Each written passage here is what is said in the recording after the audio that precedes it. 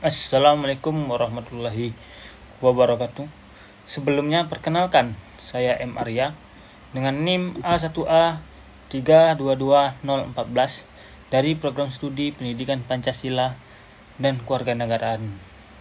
Dibuatnya video ini ialah untuk memenuhi tugas mata kuliah Hukum Perdata yang diampu oleh Ibu dosen Nurmalia Dewi, MPD. Pada kesempatan kali ini, saya akan membahas serta menganalisis dua jurnal.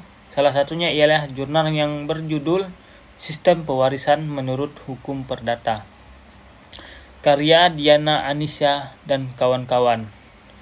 Nah, yang mana jurnal ini diterbitkan dalam Jurnal Hukum, Politik, dan Sosial dan Ilmu Sosial. Jurnal ini menjelaskan bahwa sistem pewarisan di dalam hukum perdata Indonesia yang diatur dalam Kitab Undang-Undang Hukum Perdata ataupun yang sering kita dengar ataupun lebih kita kenal ialah KUHP Perdata, memiliki tujuan untuk mengatur pengalihan harta peninggalan dari pewaris kepada ahli waris setelah pewaris meninggal dunia. Dalam hukum perdata, warisan dipandang sebagai bagian dari hak kekayaan yang meliputi aset, hak, dan kewajiban yang dialihkan sesuai aturan tertentu. Hal ini diatur secara spesifik dalam pasal 832 KUHP Perdata yang menyatakan bahwa hak waris adalah hak yang dimiliki oleh orang tertentu untuk menerima bagian dari harta peninggalan pewaris. Sistem pewaris di Indonesia berdasarkan 3 prinsip utama: prinsip pribadi, prinsip bilateral, dan asas. Penderajatan. Prinsip pribadi menegaskan bahwa hak waris bersifat perorangan dan tidak dapat dipindah tangankan, sebagaimana diatur dalam pasal 834 KUHP Perdata. Prinsip bilateral menekankan bahwa hubungan waris berlaku dari kedua pihak, baik dari pihak keluarga laki-laki maupun perempuan, sesuai silsilah keluarga. Terus asas penderajatan mengatur bahwa hubungan kekeluargaan yang lebih dekat secara emosional atau kekerabatan akan lebih menentukan dalam pembagian warisan.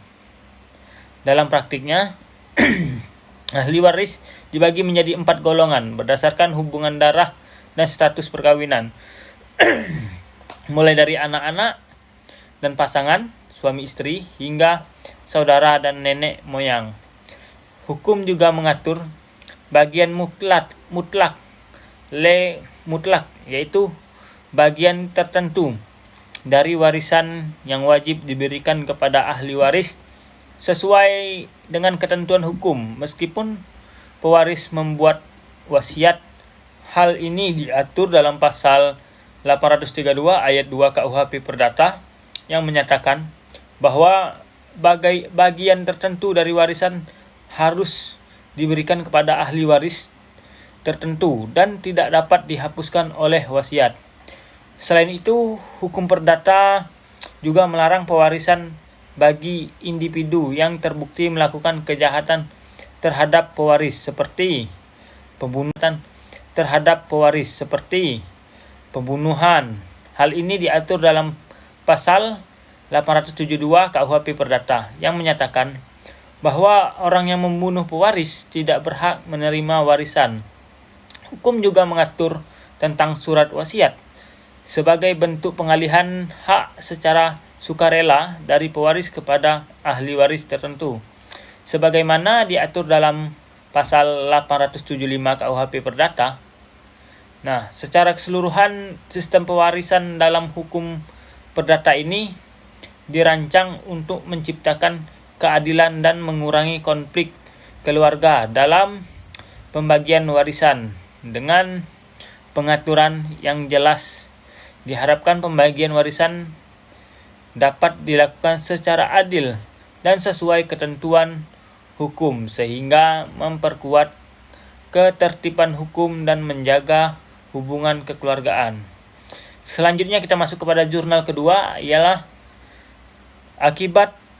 jurnal yang berjudul Akibat Hukum dalam Perjanjian Jual Beli Barang yang akan ada (studi jual beli tembakau Desa Kalianyar, Kecamatan Terara, Kabupaten Lombok Timur.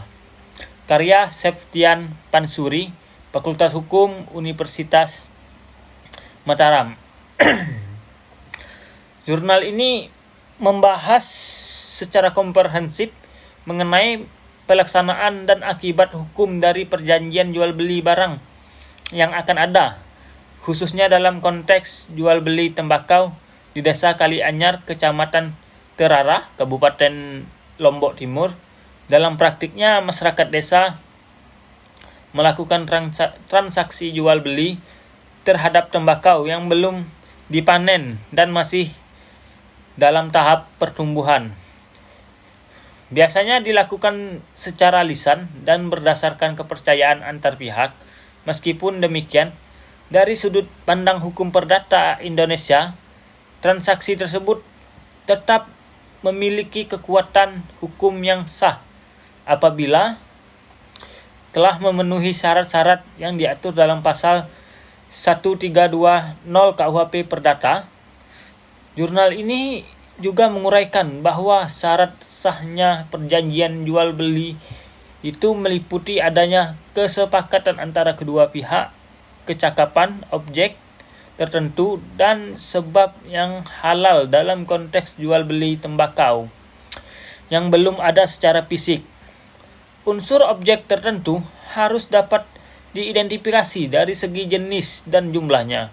Pihak-pihak yang telah sepakat mengenai hal tersebut sehingga secara formil perjanjian ini memenuhi syarat sahnya. Perjanjian menurut hukum perdata lebih jauhnya lagi, jurnal ini menyoroti aspek risiko dan akibat hukum yang timbul dari transaksi tersebut. Dalam hukum perdata, risiko atas barang yang sudah disepakati beralih dari penjual ke pembeli saat barang tersebut dihitung, diukur, ataupun ditentukan pada jual beli barang yang belum ada, seperti tembakau yang masih dalam proses tumbuh. Risiko musnahnya barang akibat faktor alam ataupun keadaan memaksa menjadi sangat penting. Menurut ketentuan pasal 1460 KUHP Perdata, risiko ini biasanya berpindah saat barang diserahkan, namun jika barang musnah sebelum penyerahan dan hal tersebut disebabkan oleh kelalaian penjual, dapat dianggap lalai dan bertanggung jawab. Jurnal ini juga mengingatkan bahwa kondisi tertentu seperti musnahnya barang akibat kekuatan alam, ketentuan pasal 1244 dan pasal 1245 KUHP Perdata tentang keadaan memaksa dapat mendesak pihak penjual dari tanggung jawab. Sebaliknya, jika musnah disebabkan oleh kelalaian penjual, tetap bertanggung jawab dan harus mengganti kerugian kepada pembeli. Selain risiko aspek pembuktian dalam transaksi lisan juga menjadi perhatian dalam hukum perdata. Perjanjian yang tidak tertulis tetap sah, tetapi dalam sengketa harus dibuktikan melalui saksi atau alat bukti lain. Oleh karena itu, untuk mengurangi risiko dan memperkuat posisi hukum, disarankan agar transaksi dilakukan secara tertulis agar lebih jelas dan aman secara hukum. Secara keseluruhan, jurnal ini menegaskan bahwa meskipun secara formal perjanjian jual beli tembakau di Desa Kalianyar telah memenuhi syarat sahnya menurut hukum perdata, aspek risiko dan pembuktian harus diatur dengan baik. Penerapan ketentuan hukum perdata ini sangat penting agar perlindungan terhadap hak dan kewajiban para pihak dapat berjalan secara adil dan mengurangi potensi sengketa di kemudian hari. Sekian yang dapat saya sampaikan, yang saya analisis, dan